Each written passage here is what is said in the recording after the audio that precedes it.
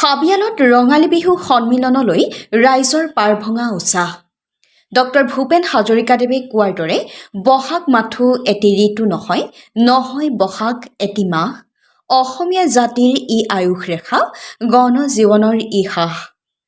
সঁচাকৈয়ে অসমৰ চৌদিশে এতিয়া বিহুৰ বতৰা। এই বিহুৰ বতৰতে গোলাঘাট জিলা গণকপুখুৰী হাবিয়ালত দুদিনীয়া কাৰ্যসূচীৰে অনুষ্ঠিত হৈছে ৰঙালী বিহু সন্মিলন। হাবিয়াল মুক্তি লাইব্ৰেৰী আৰু হাবিয়াল মুক্তি মহিলা সমিতিৰ সৌজন্যত আৰু হাবিয়াল গাঁও ৰংগমঞ্চ পৰিচালনা সমিতিৰ ব্যৱস্থাপনাত অনুষ্ঠিত হয় এই ৰঙালী বিহু সন্মিলন।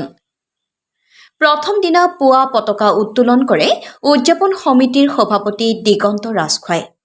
তোৰণ উন্মোচন কৰে পদ্মেশ্বৰ শইকীয়া আৰু পৱন ৰাজখোৱাই।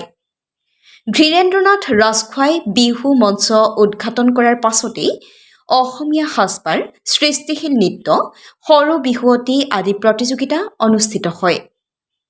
13 আৰু 14 বহাগত অনুষ্ঠিত হৈ থকা এই পঞ্চম বাৰ্ষিক ৰঙালী বিহু সন্মিলনত অসমৰ বিভিন্ন প্ৰান্তৰ বহু সংখ্যক প্ৰতিযোগীয়ে অংশগ্ৰহণ কৰা পৰিলক্ষিত হয়। ঢেকিয়ালৰ পৰা প্ৰকাশ ৰঞ্জন বৰাৰ ৰিপৰ্ট লাইভ অসম। সমূহ অসমবাসীলৈ আমাৰ এই হাবিয়াল গাঁৱৰ ঢেকিয়াল মৌজাৰ হাবিয়াল গাঁও গোলাঘাট জিলাৰ বিহুৰ বাকৰিৰ পৰা আন্তৰিক বহাগ বিহুৰ শুভেচ্ছা জ্ঞাপন কৰিছোঁ।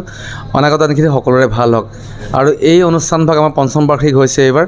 জ্যেষ্ঠসকলৰ লগতে সকলোখিনি যিখিনি উত্তৰ আছে সকলোখিনি আমাৰ কেইবাটাও জেনেৰেশ্যন আছে, সকলোৱে মিলি হুঁচৰি এভাগ লগতে বিহু এভাগ হৈ আছে আৰু সকলোৰে আন্তৰিক সহযোগিতা আছে। যিসকল ব্যক্তি আমাক আন্তৰিক সহযোগিতা জ্ঞাপন কৰিলে অভিনন্দন জ্ঞাপন, সকলোকে আন্তৰিক ধন্যবাদ জনাইছোঁ। আৰু এই বিহুৰ বাকত যিসকল ব্যক্তি উপস্থিত থাকি লগতে সাংস্কৃতিক অনুষ্ঠানত অহা কাইলৈ আছে, বৰষুণা চেতিয়া আহিব, সাংস্কৃতিক অনুষ্ঠান হ'ব আৰু আজি যথেষ্ট সংখ্যক প্ৰতিযোগী আমাৰ মাজত উপস্থিত আছে।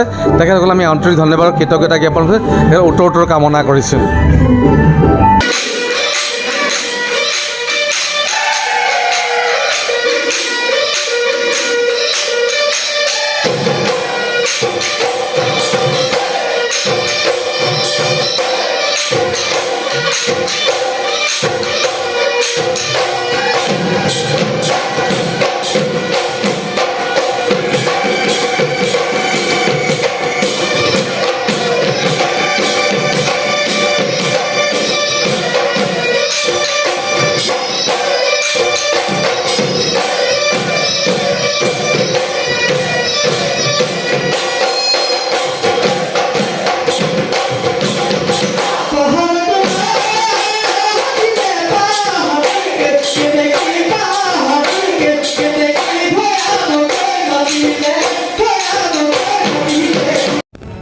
Reporter live Assam.